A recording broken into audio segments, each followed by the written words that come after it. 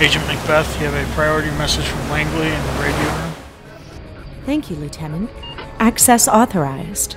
This is the operation order for Operation Reality Check 4.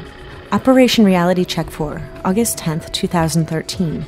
Ground Zero Airsoft in Walcott, Connecticut. Gates open 0730. Formation 0900. 12-hour role in military simulation player scenario. Ramps.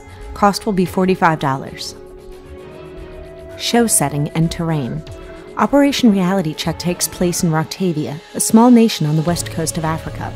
Like many countries in the region, Roctavia is a nation rich in natural resources like gold and diamonds, but is also ravaged by civil war. Situated between the Ivory Coast and Ghana, Roctavia's civil war has resulted in a stalemate. The loyalist Roctavian tribes occupy the south, and the separatist tribes loyal to the Osisi take up the north. The country's warring factions are separated by a UN buffer zone, whose mandate is to take all necessary steps to stop the factions from descending back into conflict. There are many flashpoints along the Blue Line, and one such area is your area of operations, the Conte Conte Valley. Situated near the Ghanaian border, the Conte Conte Valley's southern area is surrounded by 4 hills, known locally as Chubbies. Chubby Hippo is the most northern, with Chubby Jibby in the east, and the highest point in the valley, Chubby Kafir, to the south. The western, Chubby Kata, is situated between 2 swamps. The swamps, or Sagi as the locals call them, are Big Sagi in the north and Little Sagi in the south. It is important that you understand the terminology of the locals, as they will use it. The valley is divided by the United Nations buffer zone. The Roctavia Ceasefire Line, or CFL, starts in the south at the Ghanaian border. It moves north by northwest through Little Sagi until it begins to rise up the bank of Chubby Kata. From there, it moves north, up in front of the Roctavian defenses, and then along a defensive berm, up and out of the valley. The CFL cannot be crossed before the mission phase begins. The Assisi are to the east, and the CFL runs along the base of Kafir before turning east and then north in front of Jibby. The CFL then breaks east between Jibby and Hippo. Once at the Ghanaian border to the east, it turns north and runs along the eastern edge of Chubby Jibby. The CFL then cuts northwest out of the AOO. Again, you may not cross the CFL prior to the start of the missions phase. There are 3 population areas in the valley. The Kati village is in the center. The Wulu village is in the shadow of Kafir, to the south. To the north is the oil complex run by Africa Oil. Due to the remote location of the AOO, both the Roctavians and the Assisi use a mercenary force to guard their borders. The Roctavians use Braveheart Security, and the Assisi use Le Dragon Blanc Entrepreneur de Défense Militaire, or White Dragon Private Military Contracting, the PMC. Braveheart Security is being managed by this man, beloved to be Lard Hamilton Shanks McJollish. The Assisi government have put a price on his head of $3,000 if captured alive and delivered safely into their keeping. He is a known associate of Sancor and was a member of their force in the Bonarepa campaign.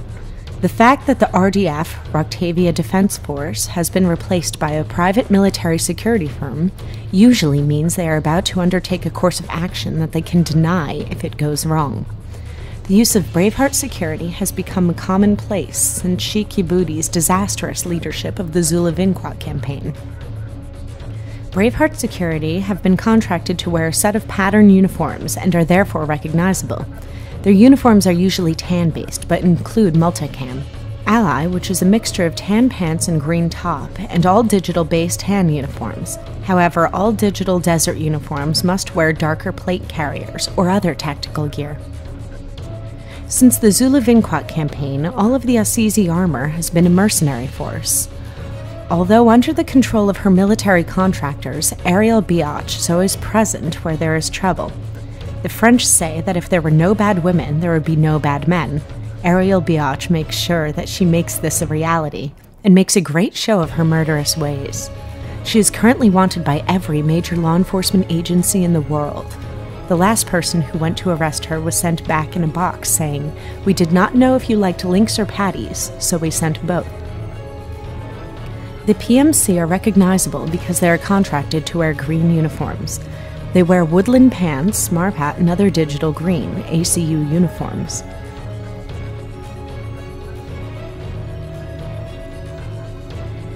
The civilians and other persons of the area are the Kopig Police, a police force that works only for those who pay their police insurance fee. They do not take sides, and they are impartial as long as you keep them in money. They also need you for protection and assistance, as they are only 4 men strong. Look for the mutual benefits. Liber Octavia is a paramilitary force. They are highly disciplined and should not be considered a faction. They are more interested in enforcing their power over the civilians and shows of strength, known to act in 4-man ASUs or larger, recognizable for red ribbons on their weapons and red or white shemagh. If you look like a soft target, they will strike and disappear. They do not take sides. There are 2 groups of locals. The Khatis, a displaced tribe from Zulu-Vinquat. They are fiercely loyal to Shali Yokum. Supporters of the LR are not that receptive to mercenaries. However, they are not stupid, and since the interception of the White Way, they are not seeing the flow of goods and cash that they once enjoyed. Be firm, friendly, and fair to get the best results. It will not hurt you to watch your back also. A point to note, they learned to speak English from a stoner who was addicted to sci-fi. They talk a little funny. Their religion is the Dapu. The Wulu. These are secretive and hardworking people. They can have a violent history, though, and are known to believe in bloodlust and vendetta. They are worthy of more investigation. Their religion is the Noakea. The United Nations.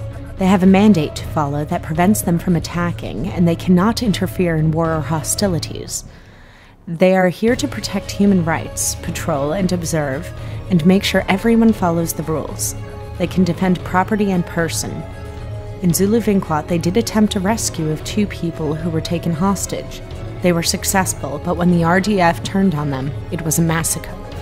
You can earn money or rewards, score points, by conducting the following missions based on the mission spectrum. 1 red, 2 orange, 3 yellow, 4 green, 1 violet, 1 white. Compensation, money lost, will be paid if you shoot a civilian against your ROE, you shoot a UN peacekeeper against your ROE, $100 per infraction. These will be determined by the UN Human Rights Team or the UN commander. Intelligence files. Pre-existing intelligence on Operation Reality Check can be found at www.operationrealitycheck.com. Further intel will be released as a magazine article on May 30th, June 30th, July 30th. Agent Macbeth, your predecessor, went in 3 months ago and has not been heard of since. The search for Anastasia will take precedence over all other missions.